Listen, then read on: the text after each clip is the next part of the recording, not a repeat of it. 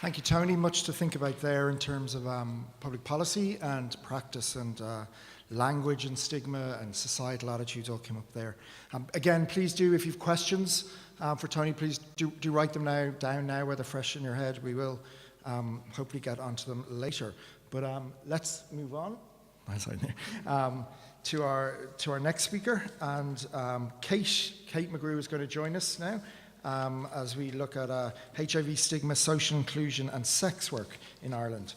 Kate is the coordinator of the Sex Workers Alliance of Ireland and a member of the International Committee on the Rights of Sex Workers in Europe. Kate is a seasoned performance artist and her shows often reflect on her experience in the sex industry in New York City, Ireland and Australia. She brought the conversation into Irish living rooms when she outed herself as a sex worker in the RTE2 docudrama Connected. So Kate, you're very welcome.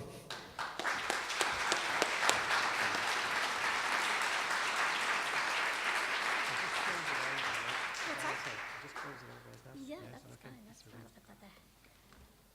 Okay. Can you hear me? Okay. Thanks so much for having me here. Sitting here and listening to everybody, there are so many similarities. You could swap sex work for a drug user or a person with HIV positive status, and it would be the same story. That's no surprise because our communities are intrinsically linked. I think also something that resonated with me listening to you guys talk is that a few people have mentioned a heightened sense of empathy from being HIV positive, and that's something that I see in my community as well, albeit if it's from being stigmatized and ostracized. So thanks for having me. Let me get my thing up here. Thanks.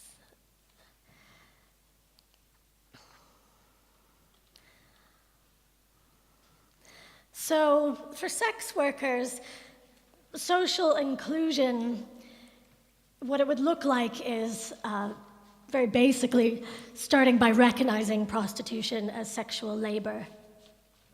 That, along with reducing stigma and adopting policies and practices that are steeped in harm reduction, these things would help prevent HIV transmission in our high-risk population, and these things for us are increasingly under threat. I'll explain to you now, I don't know how many of you know about the recent change in law. I'll just break it down a little bit because I'm going to be referring to it a bit. So they recently changed the law here to what they call the Nordic model because it started in Sweden. They suppose it to be criminalizing the purchase of sex while decriminalizing the seller of sex. However, here, the only way that you can work legally is if you work indoors and alone, although SWAY really fought to get outdoor workers decriminalized, which we did, which was a good success. But so now it's illegal to purchase sex, and it's also illegal, as it has been, to work collectively, and that means 2 or more people working from one location. This is the brothel keeping law. We really were trying to get this at least clarified so that it would stop coming down on workers, because over the past 5 years, 92% of the people arrested in the brothel keeping law have been workers themselves. So basically, even if they're just 2 workers working from one apartment, they essentially arrest them both for pimping each other. They take their money, they send them home. They often come back. The law also, a great thing that SWAY was able to do was to get a 3-year review put in place for the law. So in 3 years' time, we're going to be able to come to the government and explain what the effect has been for us, which frankly already has been great in a very bad way. Abolitionist. When I say abolitionist, what I'm talking about is people who would who would seek to end and stamp out the sex industry entirely. When I say decrim, I'm talking about full decriminalization of the sex industry, which is the model sex rights activists seek all over the world. It's not legalization that they have in Holland and Germany. That's for another speech. But what we fight for is a model that they only have in New Zealand and in places in Australia. So that's just to break down for you a little bit about the law. So we've been meeting so many new, we've newly, I'll say, been meeting so many different workers, particularly since the law came in, because people are very frustrated. I met a worker this year who needed support, and she told me that she had been working in a hotel when she first came to Ireland, but she found it very degrading.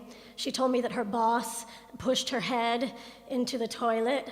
She told me she was overworked and underpaid, and that she was sexually harassed by the staff. So she came to us because she was frustrated. Now she's doing sex work. She was frustrated that she was being extorted by an unscrupulous landlord who was taking advantage of the knowledge that she had very few other options for residency as a worker. So she said that she doesn't necessarily love sex work, but she doesn't want to go back to working in a hotel. She said it was better than that. That's a big problem for workers, actually, is getting extorted by landlords, because it's very hard for us to rent any place to work or to live, even. I myself was evicted just for being a worker, even though I wasn't working from the place. But I took a case and I won it, so thank you. Thank you. I'll say, though, it takes a certain amount of time, financial fluidity, support in general to do something like taking a case. So that's a huge problem, obviously. It wouldn't even occur to people sometimes because it did take a lot. So it's essential to frame, or not even frame, to recognize that our experiences within the context of work, and we have to take pains in relation to this unique work to create space for the realities of the people who are doing it, because then we can have the infrastructure for safer work. We find ourselves spending a lot of time pushing against the blanket stereotypes against us, and so it stops conversations. So it's no use to fight for protective measures for workers only as long as we don't do drugs, have diseases, mental health issues, only as long as we aren't traumatized, aren't homeless, or aren't undocumented. There are people who sell sex who do or are some of these things, and some might even find that sex work is the best work for them based on these things, and they deserve to be safe too. But it really shrinks our conversation when people are scrambling to say, I don't do drugs, then we can't be as open about safer drug use or doing drugs at work, for example. So for sex workers in Ireland, our situation has not improved by shifting the perception of us from transgressors to victims. So we're still either voiceless victims or we're suffering from false consciousness. So, when they showed these TV programs of women getting into their cars with their drivers, and a voiceover is talking about how the women are being transported like veg, it prevents us from seeing these women as actually going to work. And so we don't get the chance to ask, are you getting enough of your cut? Are you able to stand up for yourself in relation to your boundaries and to your services? And if you don't want to do this work, what might it take for you to have better options? So we don't even get to have that conversation when these women are merely perceived as victims, told their source of income must be criminalized, and often, as I said before, arrested themselves for brothel keeping, money taken, and they're sent home. Like I said, they often return. So I'll say SWAY received funding for the first time in 2015, and we were able to really step up the challenging work that SWAY had already been doing for 5 years, advocating not for criminalization, but for sex worker rights as what would improve our situation here, and for the centering of the sex worker voices ourselves. So the dominant discourse had excluded current sex worker voices, and it was instead in line with this global trend to criminalize the purchase of sex in an attempt to, they call it end demand. The idea is you shrink the industry enough that you'll stop sex trafficking. It was a campaign relying on the ideology, though, that transactional sex is a form of violence against women. The campaign was bereft of hard evidence that demand does decrease with the Nordic model, as opposed to just moving it around. We do have quotes from the National Board of Health and Welfare in Sweden, National Police Board reports from 2010 and 2014, where they say outright, we cannot say that there has been a discernible increase or decrease. They say there, we do know that prostitution has increased in strength, power, and complexity. So those are what is written in the report. As I say, the hard data was really missing from this campaign. The campaign was also bereft of sourcing of the concrete indicators that lead to what can be called sex trafficking. So there was no analysis of the structural issues like poverty, single-parent pay, housing crisis, border laws, these root causes of trafficking and exploitation. It failed to discuss those at all, or even how end demand would address them. Does that make sense? Okay. But with current sex worker voices missing from the campaign to explain, to break down for people how crim or criminalization, how it exacerbates exploitation we may encounter, and what with the millennia-long advantage of perceiving prostitution as a social ill, the campaign was understandably popular. Still, though, I will say Sway, along with the decrim of outdoor workers and the 3-year review, we made really significant inroads with helping people understand how counterintuitively criminalizing the client ends up making the worker compromise her safety. So before they passed the Nordic model 6 months ago, I would have considered a red flag if a potential client asked me on the phone, "Are you alone?" That would have been a red flag for me.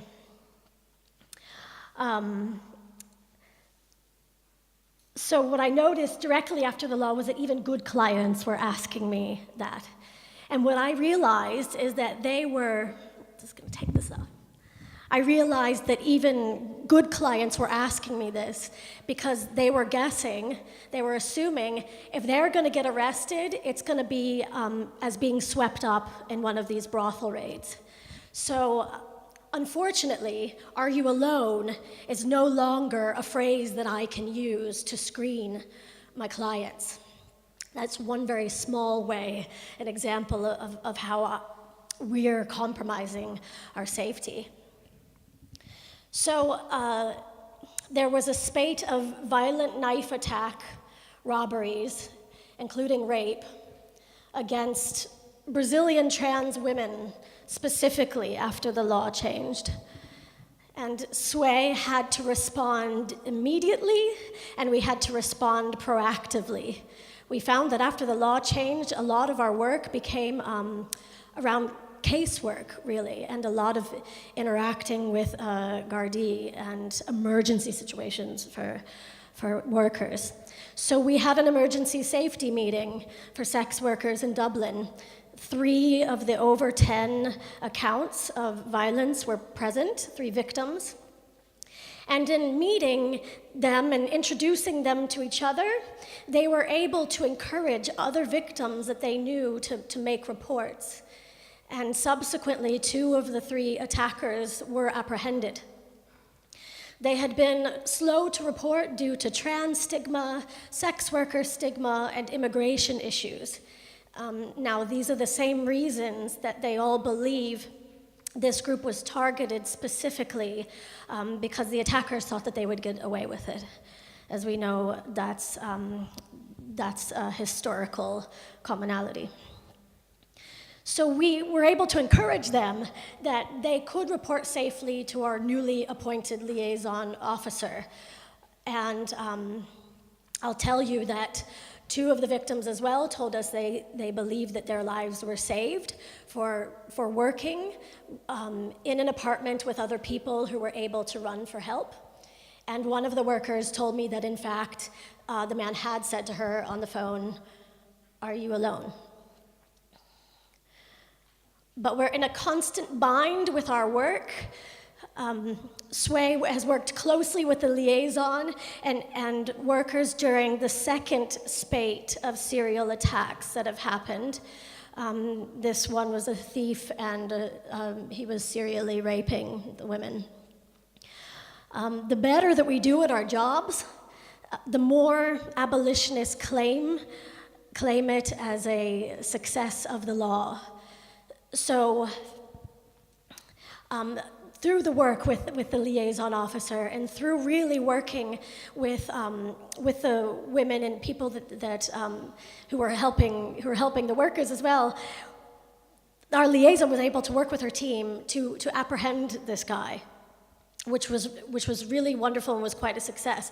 But now we're seeing in the papers that people are saying, "Isn't it wonderful? They have caught these guys." People are reporting. This is because now women can feel safe to report. And it turns my stomach to hear that, because it's so it's disingenuous, to say the least, because we have done this work and been able to do this work in spite of the law. And the ugly mugs, that's the reporting system that we have for bad clients. The reports there show an increase in violence, and oftentimes these cases were having to be reported because these people were ending up in hospital. So this work with the community has been hard fought, and we still are working with workers who don't want to sit down with us face to face because they're afraid of being outed. We still are dealing with workers who have been victims of attacks that say, "I cannot convince my friend to report. She's just not going to." So the work that we've done with the liaison has been hard won, I'll say. And during the week that this rapist was caught, during the same week, we got calls from 2 separate groups of women who had dealt with Gardaí in the Midlands. The first group got in touch with us saying that the Gardaí had allegedly opened the door, come through the door themselves, had a key, had come through the door, and made the women empty their pockets, took their possessions, took their money, taunting them the whole time, and took their condoms. In the other incident, the guards entered the place. I think the women let them in because they thought they were doing the right thing, and the guards allegedly also taunted the women, and one of them allegedly lifted up the shirt of a worker. So you can see with our community, it can feel a lot like 1 step forward, 2 steps back. Oh my gosh. Really? I haven't started talking about HIV. Oh, okay. Okay, so, right. I'll say that there are 1,000 sex workers in Ireland on any given day.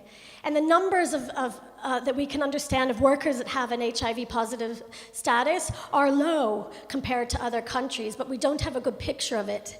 And markedly, we don't have a good picture of male sex workers, and that's a lot because sex workers, they're concerned about the female sex workers, but not the male sex workers.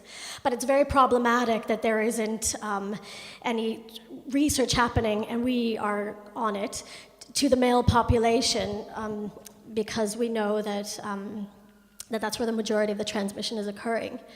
I need to talk about the fact that the way that stigma affects us is so great. Part of the strategy right now with abolitionists, shockingly, has been to try and discredit the entire HIV advocacy and funding movement as being a powerful front for sex work decriminalization worldwide. Now, with all due respect, if that were the case, why is the Nordic model still sweeping? And why is the model that we fight for still only in 2 countries? HIV organizations fight for sex work decrim because that's what the evidence shows. The World Health Organization, UN AIDS, the Lancet journal themselves, you might know this quote, said 33 to 46% of transmission could be stopped by decriminalizing the sex industry entirely. So, let's see, what will I stick with? Let me talk about what's going on in Ireland. We're working on on guidelines that have been gotten together by peer-led interviews with workers to feedback to support services, and this has been a very empowering thing for workers to be able to fight against the stigma that we are victims and to take control of our health situation. And that's been a really wonderful thing. Those guidelines are coming out in November. And there are a lot of great organizations here that are really stepping up. Just recently in Cork, they have explicitly said they want sex workers to feel free to come in. And following the model from Gosh in Limerick, they've said you can just discreetly ask for a bag and get free condoms and lubricants. And will be coming along to do rapid HIV testing at our drop-ins, which is really wonderful. And places like Chrysalis, which do excellent work. Part of that work around harm reduction is, they help workers make menus for what they offer, to help people be able to define their boundaries and to help people have a checklist for what they need to be safe. So I think what is scary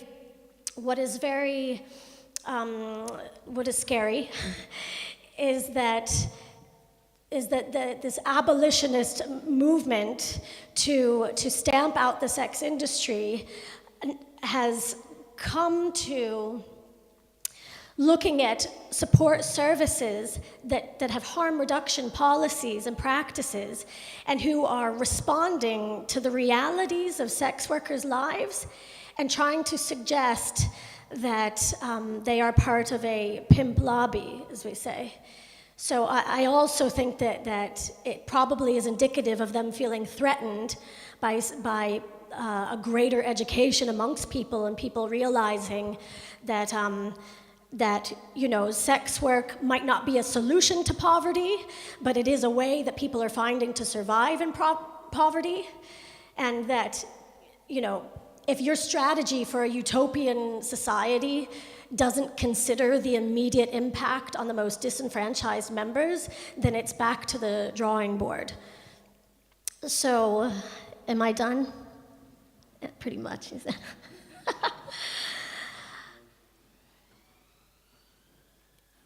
Yeah, I just very happy to be here. I think that the work that we're doing with sex workers, we've had to be very creative about it. We're having a self-defense workshop that's being given to us, and just finding a discrete enough location alone has been very challenging. But I feel bolstered in our projects being in this room, and obviously the reality of harm reduction is close to home with us. We know personally how it saves lives. So let's fight on. Thank you.